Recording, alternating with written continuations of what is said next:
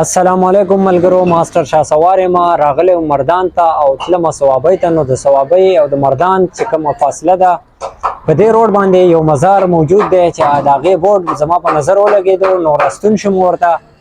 هغه شخصیت چې کوم دی موږ په کتابونو کې ډېر زیات پړاو کړی دی، د هغې تاریخ موږ ډېر زیات کتلی دی او تاسو به هم د هغې تصویران او د هغې هسټري ډېره زیاته کتلي، ولې چې د پاکستان په تاریخ کې د دې سړي نوم په نشان حیدر کې موجود دی او دا د کارګل په جنگ کې په 1999 کې په 7 جولای باندې شهید شوی دی.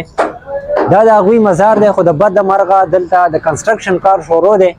ما غوښتل دا چې یاره زه په تاسو باندې ډېر ښکلی ویزټ وکړم او د دې پوره هسټري تاسو مخې ته کېږدم، خو چونکې د بد مرغه دغه تاسو کتلی شئ دا شټرینګ په دې کې لګېدلی دی او چت پې شروع دی، د کنسټرکشن کار دی لګیا دی. دغه بورډ به تاسو ته ښکاري چې په هغې باندې لیکلي دي ولا تقولوا لمن يقتل في سبيل الله اموات بل احياء ولكن لا تشعرون.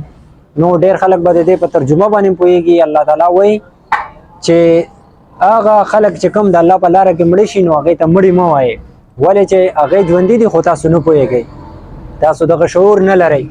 بیا لاندې هغې باندې لیکلی شوي دي کیپټن کرنیل شیر شهید نشان حیدر او تاریخ د شهادت چې کوم دی 7 جولای 1999 دی. نو ملګرو دا هغه ځوان دی کوم چې د کارګل په جنګ کې شهید شوی دی او الله تعالی دې زموږ په دې ملک نور دغه شانته نران ځوانان پیدا کړي، زموږ دا ملک پې آبادي، زموږ دا قوم پې آبادي. د دې سړي تصویران به تاسو ډېر زیات کتلي، کوم چې زموږ د آرمي او د اف سی چې کوم بلډینګز دي د هغې بار اکثره په هغې په روډ باندې چې تاسو وګورئ د روډ په غاړه باندې چې کوم دیوالي په هغه دیوالونو باندې د زیاتره کرنیلان چې کوم دي، کیپټنان چې کوم دي، د هغې تصویران لګېدلي. دا د تاریخ یو حصه ده او ډېره ضروري ده چې زه ستاسو مخې ته کېږدم، ځکه چې د پاکستان په تاریخ کې د نشان حیدر والا یو سړی دا کیپټن کرنیل شیرخان دی چې د هغې په مزار باندې نن زه موجود یم.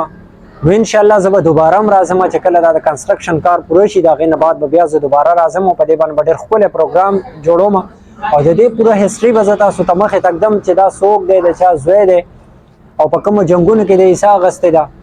د دې ټول تاریخ به زه انشاءالله ستاسو مخې ته ږدم. د دې علاقې چې کوم خلک دي د هغې نه به هم زه معلومات کوم، د هغې سره به هم زه خبرې کوم انشاءالله. خو چونکې د بده مرغه دلته کار شروع دی او دلته لیبر لګیا دی کار کوي، نو انشاءالله په بل یو پروګرام کې به زه پوره هسټري د دې ستاسو مخې ته ږدم. اوس ماسټر شاه سوار له اجازت راکوي، بل یو پروګرام سره ملاویږو. د لوی الله په امان.